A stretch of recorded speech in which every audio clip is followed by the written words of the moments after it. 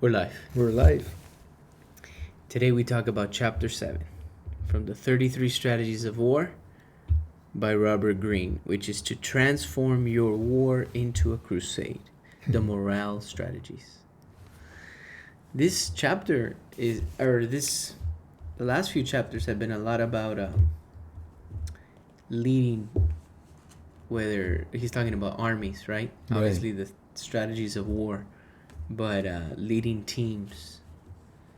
I was trying to think, like, how does this apply to the day-to-day, you know?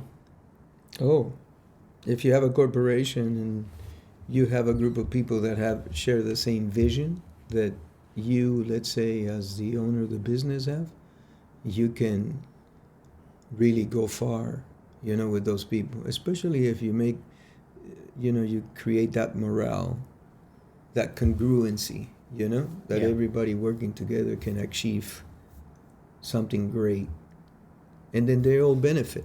Because he says, he gives 8 points, and one of those points is keep your soldiers' bellies full. So along the way, they need to, be taken care of. Right. And then they'll fight for you. Yeah. And then there's a pot of gold at the end of the road, the rainbow. Yeah, he calls it man management. Yeah.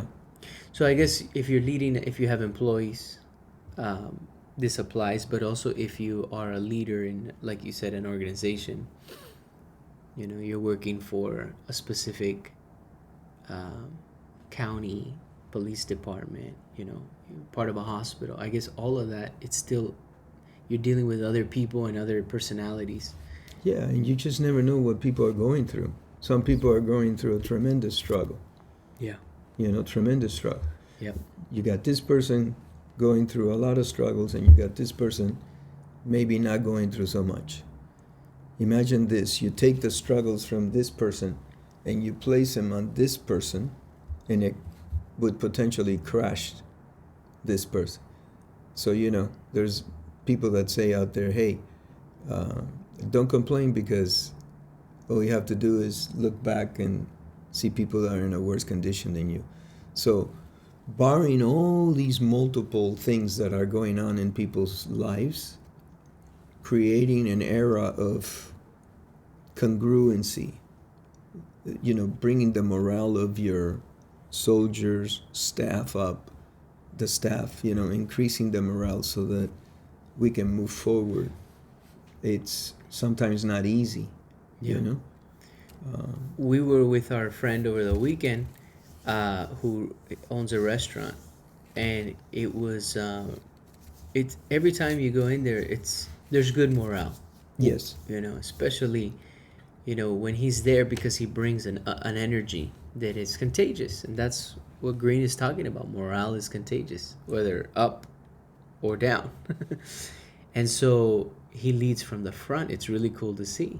Right. Our friend is in there in the kitchen, in the bar, wherever he needs to be, where hosting, what is it called, the hostess, taking customers in, even though he's the owner of the place. And that's somebody who has respect from their team, right, from their employees. Because I remember being in other businesses where the owner didn't have much respect from the employees, because they wouldn't show up all that much. They would come in a fancy car. The employees would think, oh, this guy, already made their money, and you got to be careful, because Greene is saying you reward your team based on them doing well, but you can create what was the word he said, like spoiled children in them, if you just are rewarding them all the time, and it's not, I guess, merit based anymore, and you can get a spoiled children, and then they begin to rebel. Well, that's what happened. I've seen it happen. It'll happen with children, You got parents that give their kids everything that they didn't have, and then they end up bringing up little monsters. And the little monsters grow up and become big monsters. And then they're out of control. So yeah, it's an art, you know. Your heart needs to be in it. Yeah, that's the takeaway from this chapter. Right. And it was interesting because, talking about our friend last night when we went out to dinner there, he was distributing checks to his employees. And I said, "Hey, is there a check in there for you?" And he said, "No." And I said, it's interesting how life changes or the times, because when I opened up my business a long time ago, when God created the heavens and the earth, In the 80s. In the 80s. The thought was that, you pay everybody first, and then if there's any money left over, then you pay yourself. Mm-hmm. And then hopefully with time, as the business progresses and grows, there'll be money for you to take a larger chunk. But I've read many books nowadays that say, no, that's wrong. You pay yourself first, and then you pay everybody else. What do you think is correct? I don't know what is correct. Okay? I'm in search for the knowledge. I'm a student of the times. But I'll tell you what, when you're starting a business, once you get rid of all the debt that you've had, including staff that you have to pay, there may not be enough money to pay you. Yeah, all the expenses. Yeah. So if you pay yourself first, who are you not paying? And where is the thought about taking whatever profits you get and investing it back into the business? So you have to feel it. You have to have your finger on the pulse of the economy and your business, mm-hmm. and see how your business is trending. Because I remember many times after I paid, the lease, the employees, marketing, whatever the case was, there wasn't a lot of money left over for me. There wasn't. Yeah. Especially in the beginning. And if you're trying to grow a business, most of what's left over, like you said, you're going to put back into the business in forms of marketing and getting your name out there to get more business. Right. That's how it works. So there are a couple of famous books out there that say, hey, you pay yourself first, that are in today's day and age. I just, it's not that I don't agree with it. I don't know what the answer is, but I know I've lived it in several businesses that I've opened. When I owned the pizza place, there was no money left over. Nothing, zilch. Yeah, you can't pay yourself first. No, I had to put money into it. Yeah. So, go out there and run a business for a little while and see how it really actually, because you can ask, now I'll just share, I started a digital company, okay? I launched it actually this past week. And you can ask ChatGPT all the things you want, but running the business and having the experience, going through it, there are some things that you can't get from the books. There's many things you can't get from the books. Yeah. Yeah, the truly understanding. It's the example of, in theory you can learn a lot, but once you're actually in the situation, theory is great and it can give you a really good background, but until you're in that situation, right? Like let's say if doctors only did theory and never did their residency or hands-on type of work, right? You need both. You need both. So that's what you're talking about, is that the books can only get you so far. And I don't want to put books down, because like I tell everybody, we're in search. This is a path, a journey that you and I have undertaken to start this YouTube channel and go through these books, and reading and finding out information on these books have actually transformed us. We've been doing this for over 2 years now, and we've grown, I believe, as individuals. So we're not putting things down, but there's a lot to be said about having the experience to go out and do it. Yeah. And also the fact that it's never a perfect time to do it. You just have to go out there and do it, if you're thinking of opening a business. So creating morale within the troops, it's essential. And it starts with the leader. It does. Starts with you. And if your morale is not there 100%, then everybody's going to feel it. Right. Yeah. He says that try to create what's called a group conscience, so that everybody realizes we're doing this for the benefit of the group, not the benefit of the individual. And that happens everywhere. I've seen very large businesses, huge businesses, that the father and mother came to this country and created it, and the kids have destroyed it. And these kids ended up going to college and getting degrees. The mom and dad did not have degrees. They came to this country and they created a huge business. And then these kids that go to college and get degrees destroy it. Why does that happen? Do they not put in the energy, the grit, las ganas, to do it, the grit, right? Do they not have common sense that maybe the mom and dad did? Do they come from, because there's a book out there that says, as you become more affluent, you become soft.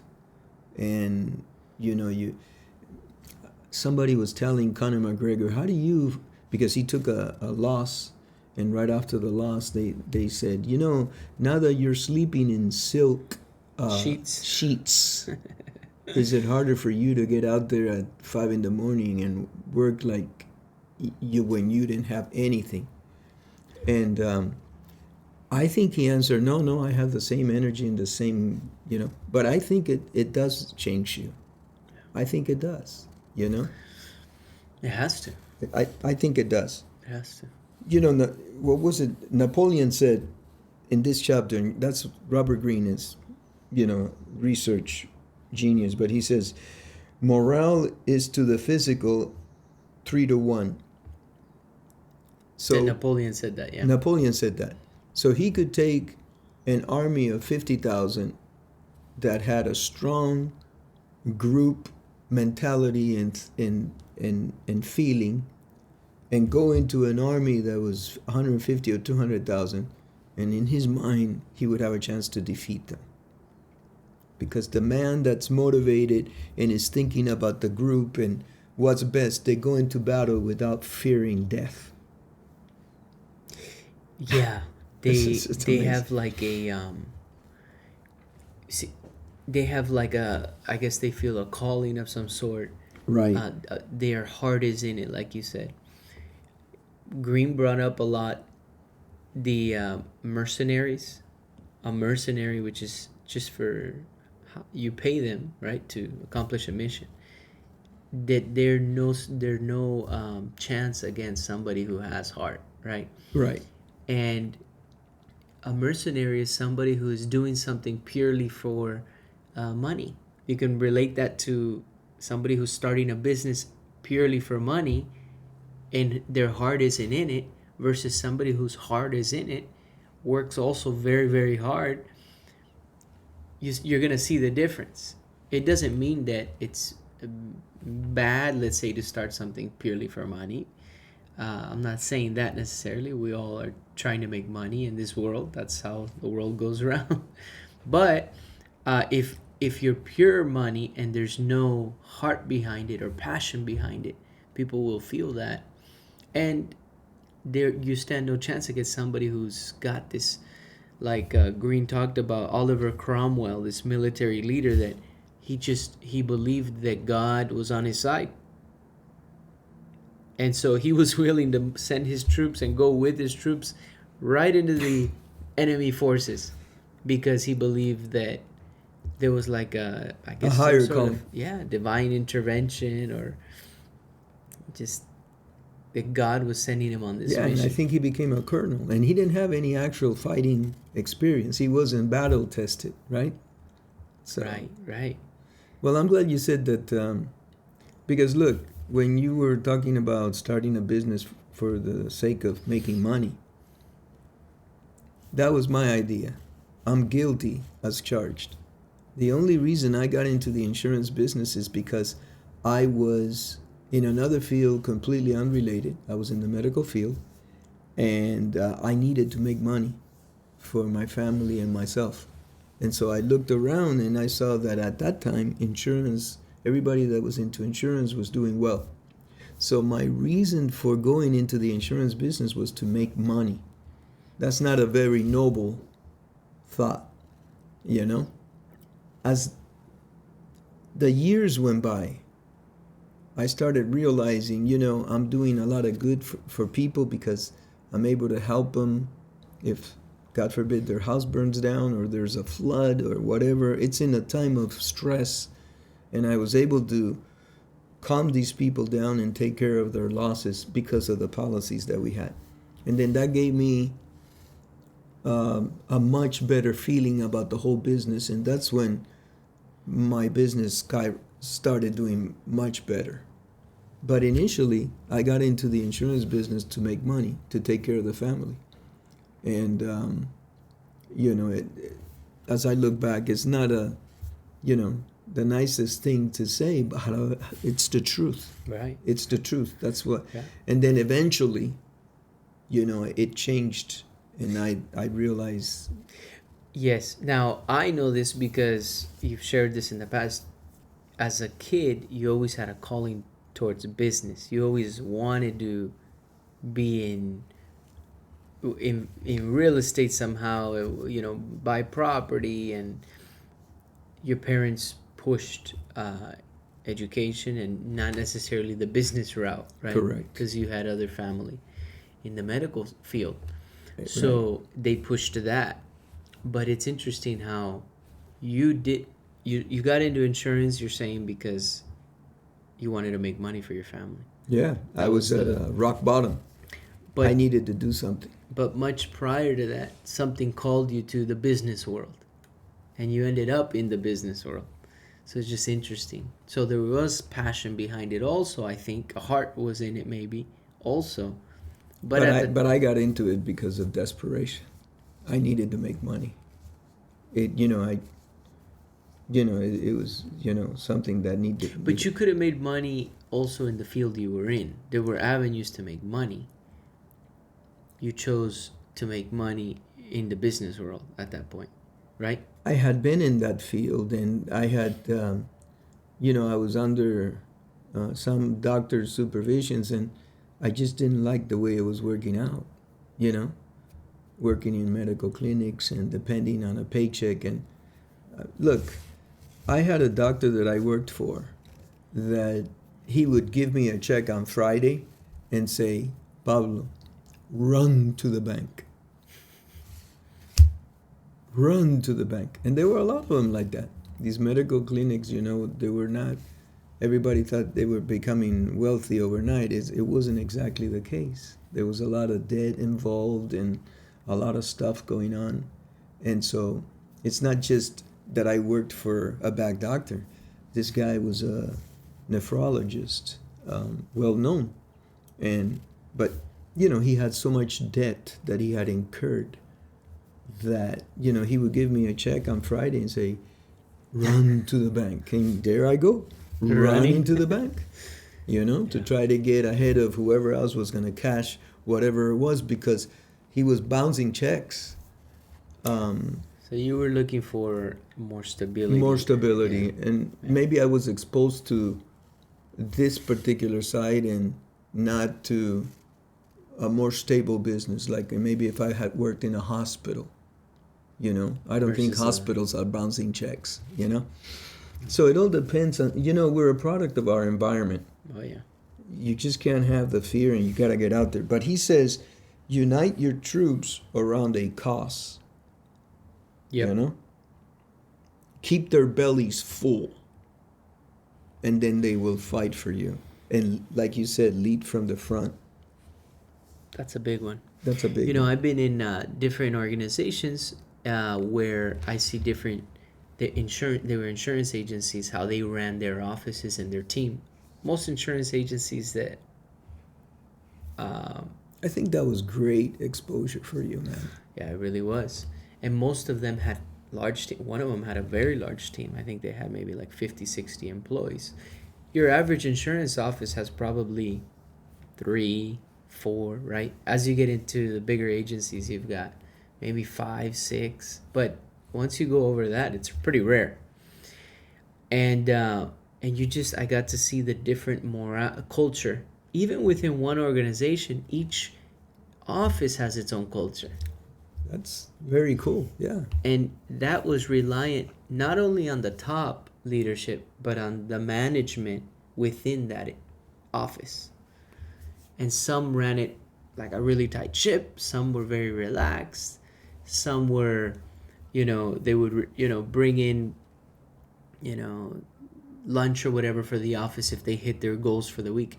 Merit based. That's one thing I learned a lot, is that the offices and businesses that run on a merit based system, hey, we need to sell 50 policies for the month, and that breaks down to X amount a week, and if we hit that goal, we're gonna celebrate. I'm gonna take you guys to dinner or whatever the case. And that was really cool. And it's when you have everybody, like you said, is in, what would you call it, a group Fighting for a cause. fighting for a cause, and there's like this unison in the group. Correct. That's a very powerful and dangerous force. Yeah, absolutely. In fact, I've never experienced what I'm about to share with you, but I have talked to veterans of the wars, and the comrades that they fight with, they create a bond of brotherhood. Band of brothers. Yeah, and that's what he was talking on number 7, because he gave 7 points, and he says, build a group NIF. And that's what he was talking about, past history between them. And these veterans that have fought together and come out, they have this brotherhood. Yeah. And I love to see it. It doesn't matter what color you are, what race you are, what your beliefs are. They just fought together, came out together, and they're brothers, period. Yeah. They accept each other. And It's a bond. It's a bond. And so he calls it building a group NIF. This weekend I got together with friends from high school. Oh, cool. Buddies. And Very cool. And my brother, and we all went through the same thing because we went to an all boys high school, right? So it's almost like we didn't go to war, we weren't involved in anything like that, but there is a bond because we all went through the same thing. And so when we get together, even though it's 20 years later or almost 20 years later, there's that camaraderie and that bond. It's like if we were still in high school, the way we talk. Beautiful. It's really cool. Yeah. So that's... I don't have that, actually. That's great that you are able to enjoy that. That is, I think, a real beautiful experience. Yeah, thank you. Yeah, I think so. I think part of it is the fact that it was an all-boys high school. We went to... And because I know people that have gone to different schools at co-ed and this and it doesn't, sometimes there isn't that camaraderie. Well, no, I went to a pretty good school, and it's got a high school, but yeah, I don't have that camaraderie. And I saw that years and years ago in your school. Yeah. Are we able to say the name of your school? We'll keep it out. Okay. But pay attention to your staff. That's a quote from the book. Pay attention to your staff.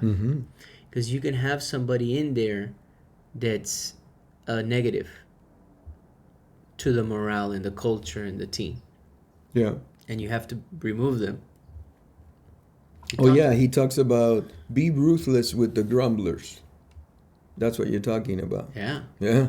I mean, towards the end of the chapter, he was talking about the chi dynasty. Is the chi? The energy?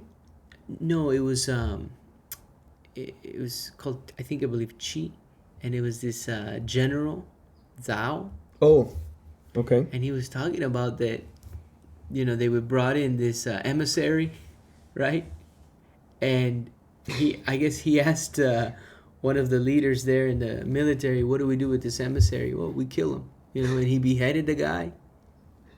And then there was another one that came in. I mean, and what do we do with this guy? And same thing, like, you know, eh, you have to know how to handle, I guess, situations where somebody is bringing down your morale or the of your team, and you have to cut it. I mean, that was a pretty gruesome example, but Well, that's why Robert Greene says, the 33 strategies of war. It's war in the workplace too, yeah, because we're talking, there's politics within the office, but the moment you step out that door, everybody that's your competitor, it's a battlefield. it's a battlefield. Yeah. They try to take your employees away from you by offering them more money or more benefits. They're poaching, right? So that's just one of them. And then with carriers, I'm talking the insurance business. Same thing with real estate, Oh yeah, we're in a situation right now where um, this lady can't get out of the agreement, or she's having a hard time getting out of the agreement that she made, that she feels she was taken advantage of.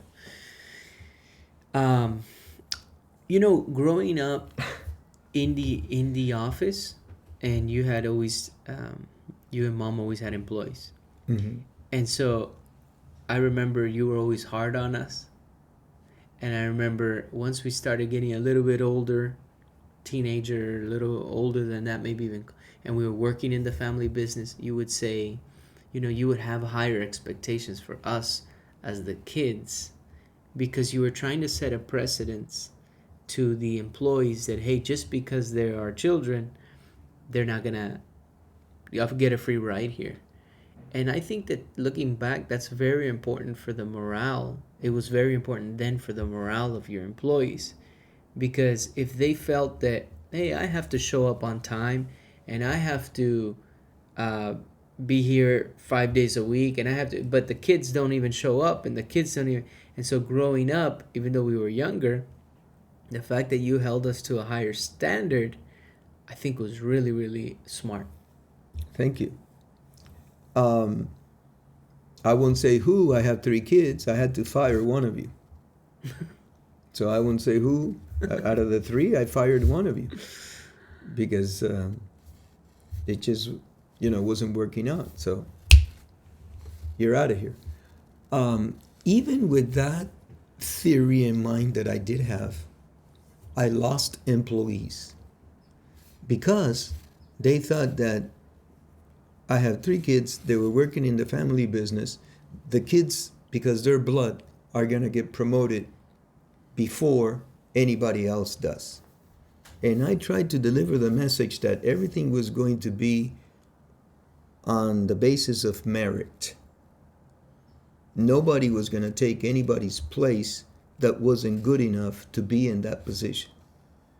And I remember interviewing a young lady that was dynamite. And she had come from an office where it was a husband and wife team. And the moment she found out that our office was a husband and wife team, the interview was over. Wow. She sat back and she says, "Oh, I didn't realize that you guys were a husband and wife." She didn't give us an opportunity to, it was over. And she was superb. And that was because of her past experience with the husband and wife. Wow. And I'll tell you another thing that happened here. I'm the one that started the business. So I opened my doors and I was the main person, right? And a year later, your mom came on board. And she also became an agent. And she was also coming from the health field. Totally unrelated field with degrees and all. She had her degrees and everything, okay? But I needed a little help. There was some issues going on at the workplace, and she says, "I'll help you for a couple of years." And she ended up staying 40 years, 36 years with us. So mom comes on board, right? And of course, You had managers that were coming in to train her. We were independent agents. She was independent from me and me from her. But because I had started the business, and this is a husband and wife, and at one point, I'm training her too. I'll never forget it. There was one time when she had a customer, and it was a very well-to-do customer, and she came to me and said, "What do you think about this?" And I said, "I think you should do this, this, and that." And she says, "No, I'm not going to do that." And I said, "Oh, no, I want you to do this and this and that." And I remember your mother saying, "No, this is my client. I'm the agent. I'm going to make my decision on it. I'm not going to do that. I don't like that." And I said, "Oh." So, we were both in the office, but she was running her show and I was running mine. Mm-hmm. And that was a brutal awakening for me. She didn't work for you. No. Even though she made it clear. She made it super clear. I'm here. I opened the business. I started before her. And in some instances, I was training her. But then it came a point where she said, "No, I'm not doing that." And that was very interesting to me. I think that was excellent. Excellent. And it was pretty early on? Oh, yeah. Yeah. Yeah. I think by her second year. And we both had different ways, different approaches. And as you see it now, you saw it growing up. Yeah. She's very much hands-on and was. And I delegate more. Mm-hmm. Used to be that way, but I delegate more. Yeah. Yeah. And, you got to empower your troops. He says that too. To make decisions, right, on their own also. Yeah. And he says, he talked about the chi, the energy, that the Chinese have this thought. And he says, that's very important. Keep your soldiers busy so that the energy is concentrated and moves forward. So, there's 7 points here that when you folks read the chapter, you're going to get a lot out of it. A lot. Oh, yeah. Yeah. This is a quote from the book: "Efficiency breeds success, and success raises morale." Wow. Yeah. Efficiency breeds success. Okay. And success raises the morale.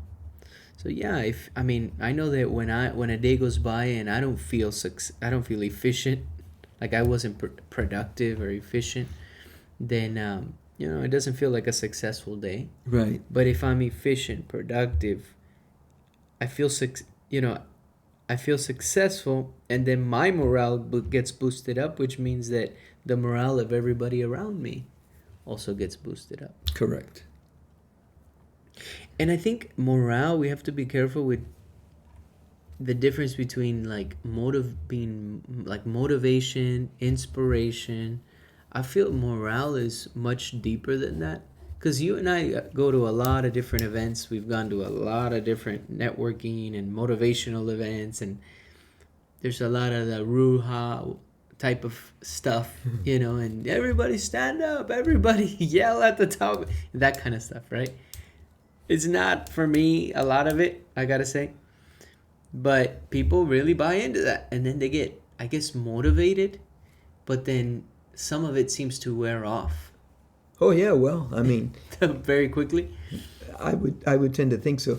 You know what? If you're talking to... Because I've been a speaker before, and if people are half dead and they're not paying attention, if for some reason you haven't been able to engage them, it's all your fault. You got to blame yourself for whatever the product, the end result is. I wouldn't put it past me to tell everybody, hey, stand up. Let's do something. But that's fine. You got to wake your people up. But I'm referring to there's a lot of different. You have the Cardones and the Robbins and the all these different guys that we've listened to forever. I mean, we used to go to a real estate event every week. They would put on event they would put on. What was his name? Les Brown. Yes. So, anyways. there's things to be taken out of it. I'm not saying there's not. No, no, no. I know. Les Brown is good. Les Brown is no, they're great, but the thing is that it seems that some of this stuff wears. Maybe I'm just speaking for my personal experience. No, I on see that. how it would be. You know, you have to stay continually motivated. And I think a lot of the motivation comes from within. You know? Yeah. If you're going to wait to be motivated by outside forces, good luck to you. Yeah. You know? Maybe it's a different thing than morale. Or what do you think? Because, I think it is. yeah. Yeah. Yeah. I think everything has its place. And you better choose the right timing. Because timing is everything, as they say. You bring it in at the wrong time and it's not going to cause the same effect. And if you do it again and again and again, because I remember going and they always put up Les Brown, you know? So, and even though the message was good, you know, how about changing it a little bit, you know? Yeah. But they were into Les Brown and I got into him, you know, for quite a time. He has a good message to speak. I agree. But you know, you gotta flavor it up, I think. Yeah, it has to be more than just a motivation. Right. It has You to have come to have from within. a deeper calling, like Cromwell's was God There you go. is backing me. You know, God is on my side. You know, so like that's not just a motivated person. That's a man on a mission. Nothing's gonna stop him. That's right. You get rid of fear.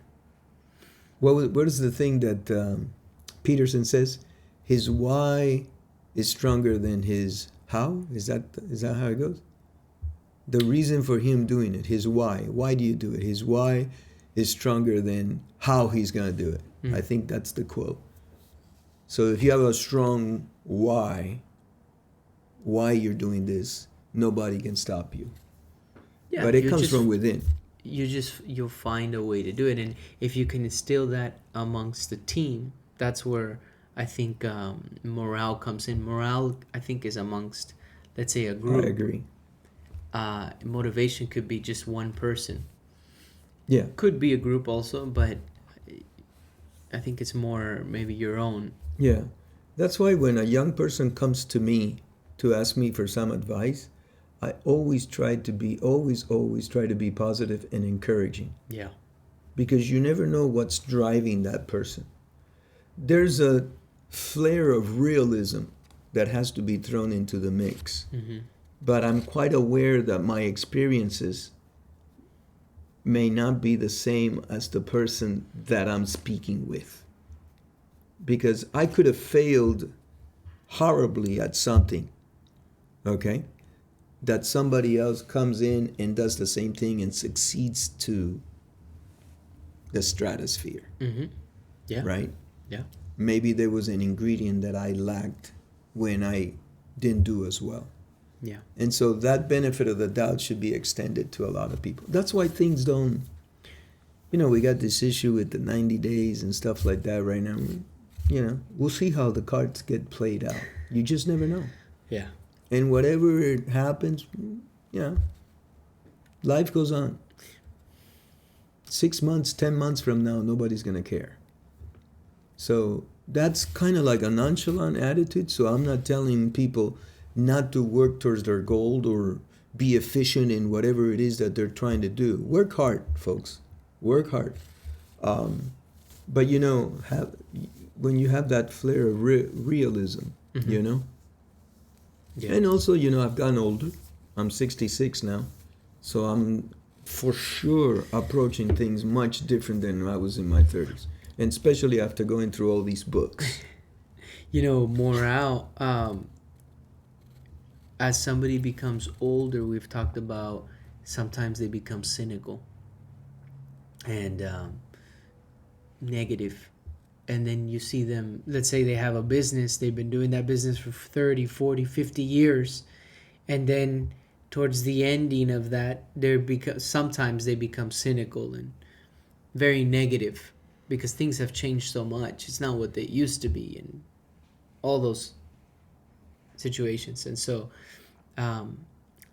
that person, the leader of the organization, who now has that mindset, you see it in the employees. Oh, for sure. Yeah, they don't want to be there either. Oh, you see it. Sometimes I go, and I won't name the name of the banks, but I sometimes go into the banks, and you know that teller had a rough night. That teller, he or she doesn't want to be there. You know, Yeah, they don't have yeah. a smile on their face. They don't greet you, maybe, or if they greet you, hi, or good morning. You know, it's just like I forget this week, and I told somebody, you know, sometimes I call. Oh, I know who now.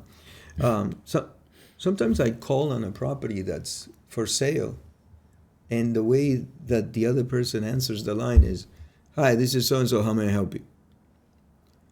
And there's nothing wrong with that, folks. There's nothing wrong with that. It's straight to the point, whatever. But now you know the person you're dealing with. It's hard to develop any kind of rapport when you're just strictly business. It's hard, but I've seen you do it. I've seen you do it with people like at the DMV Oh, situations. The city, there's one city in particular that you had an issue with the property, and you went to them, and I saw how the lady changed as you began to soften her up, and you were saying nice things and this and that. Just how you doing? Maybe you were just looking her in the eye and actually talking to her, and she's used to people being very rude.